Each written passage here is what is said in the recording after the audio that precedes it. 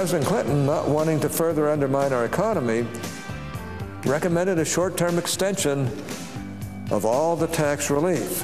Obviously, President Bill Clinton gets it. He knows in this economy you should not be raising taxes on anybody. It's the same argument, actually, that former President Bill Clinton has been making, and that is that we need to extend these tax rates. Even Bill Clinton came out for it before he was against it.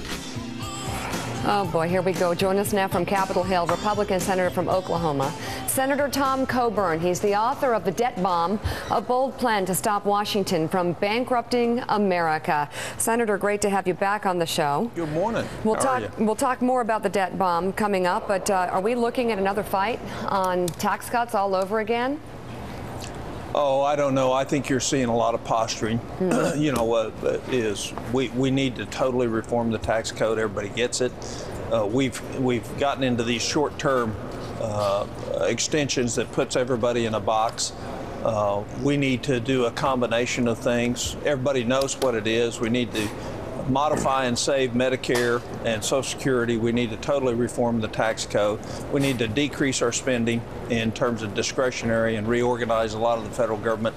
And nobody wants to do the hard work of doing those things. What they'd rather do is have the political argument about what the status quo is. But to me, it's pretty disgusting. When you say no one wants to do the hard work, can't that be defined as Republicans will just say no to certain things and Democrats will say no to certain things as it pertains to taxes and tax cuts? There will never, ever be compromise. No one will ever do what they don't want to do to get from point A to point B?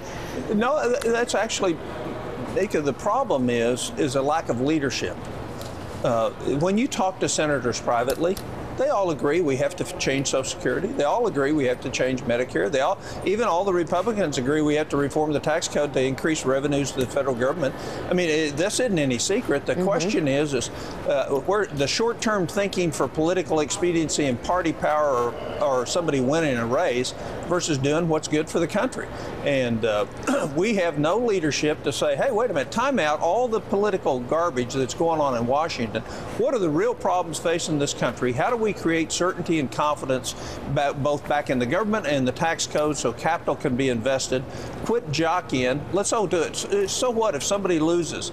Let's fix the country. And this is all game playing. Okay, I assume you're talking about President Obama when you're talking about leadership. I'm talking about President Obama. I'm talking about Mitch McConnell, John Boehner, Harry Reid, Nancy Pelosi. I'm talking about individual senators. Okay, so I mean, there's 8 or 10 of us that have been saying, guys, we can't wait to fix this stuff. You can say you want to wait until after the election, or you can wait till Labor. The fact is if you even what's going on in Europe today, they're going to do a short-term fix again, and everybody's going to get past it, and Spain's going to get past it for a while. But ultimately, Europe has to deleverage. We have to delever. And that requires some painful experiences for everybody.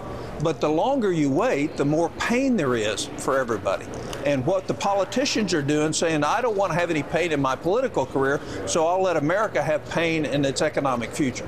What do you suggest at this point, given the climate in Washington, President Obama do?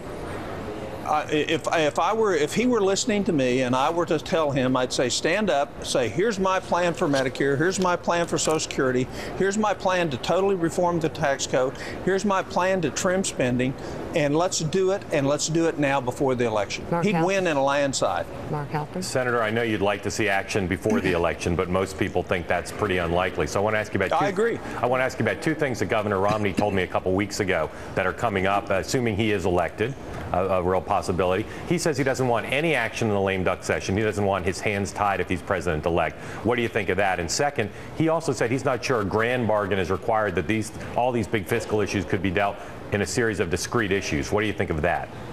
Well, I'm not sure that's possible. You got to hold hands for everybody to give. So I don't know. I'm not an experienced enough politician. I know what I don't like about politics. I'm not sure I know what I do like about it. But certain things have to be addressed in the lame duck. I mean, you can punt them all, but all that does is hurt the confidence in the country going forward. Well, talking, Senator, about the lame duck, last time 2010 in the lame duck extension, of course, the Bush tax cuts were extended across the board. You were in favor of that. Are you in favor of it again this time, or do you like President Obama's model where you just do it for $250? I actually voted against it, Willie. I actually voted against it because we didn't make any of the changes to allow any type of pay-fors or anything in that. We made no adjustments. But you did support the idea of tax cuts for the wealthy. Is that fair to say? No, what I think we need to do, I think we need to quit extending anything and reform the tax code so we get capital invested in this country.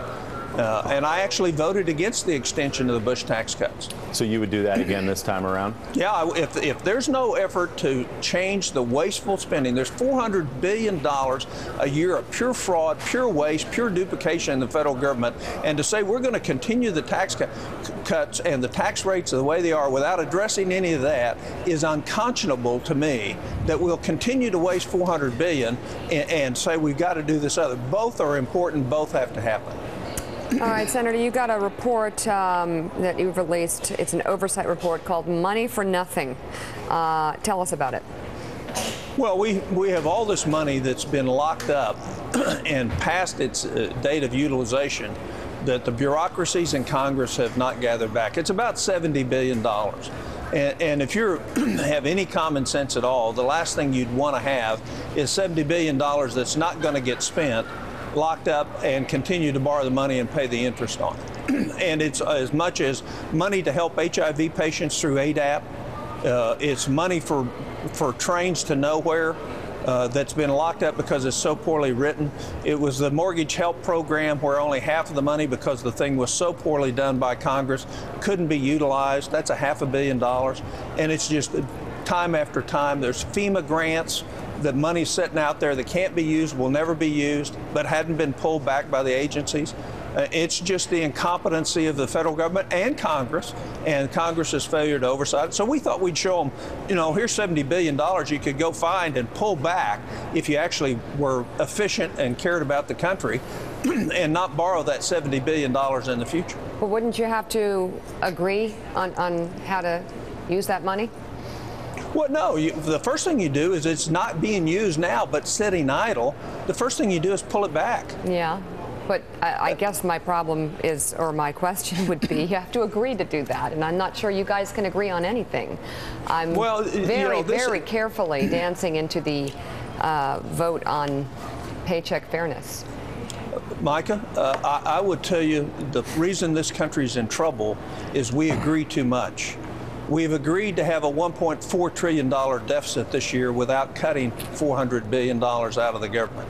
We've agreed to fund things that we don't have money for. We've agreed to spend money that we don't have on things we don't absolutely need.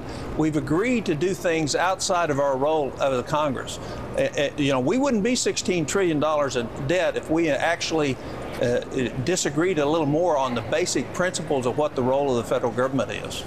Would you agree that at this point Democrats and Republicans sometimes disagree on the simplest things? I think that's the storyline. I don't think that's true. I think that, if you're running the Senate and you want to show dysfunction, you can set it up that way, and that's exactly how Harry set it up. I mean, we've passed more judges out of the Congress this year than has happened in 20 years. And this is an election year so far, but we're dysfunctional. We've passed more judges out of the committee. I think we have less than 20 or 22 judges in process now in terms of appellate and federal judges. We passed the extensions to bills and now have gotten Harry Reid to agree that we're going to actually do a permanent flood insurance extension. The agriculture bill's on the floor. We've agreed to do that. We've agreed to pass a transportation bill out of the Senate. We passed it out of the Senate. If things come to the floor and they're open process, the Senate works. If you want to create a storyline that says it doesn't work, you can do that. But that's up to the majority leader. Senator, what would have to happen to see that same kind of bipartisan cooperation in the House? Mm-hmm. Well, what we need to do is get bills to conference and then let it work. And I think if we're going to get a transportation bill out of conference, it's going to be hard. There's big differences in opinions between the House and the Senate, but it's going to come out of it.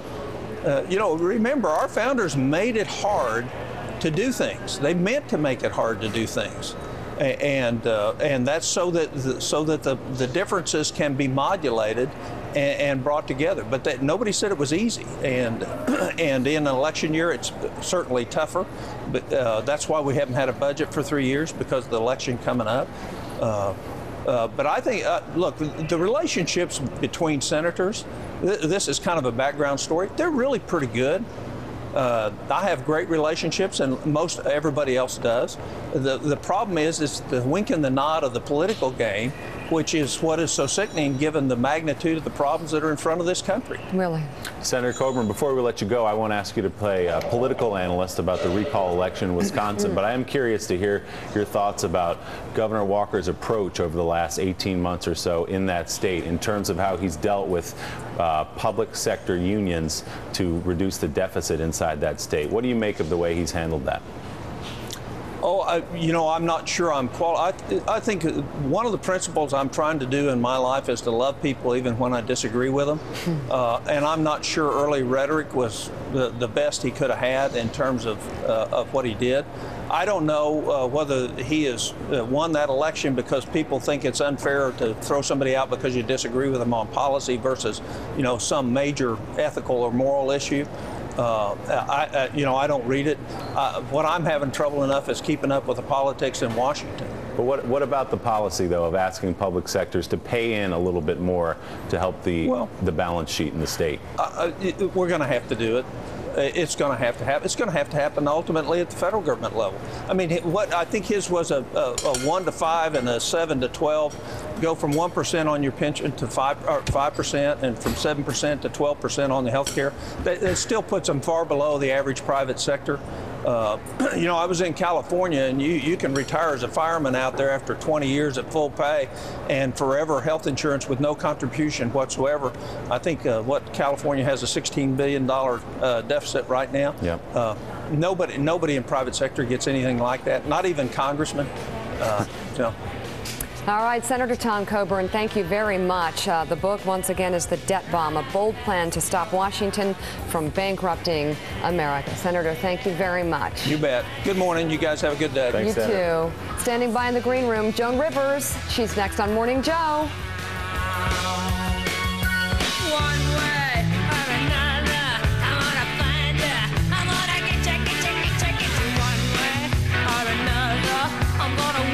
Americans are asking just what will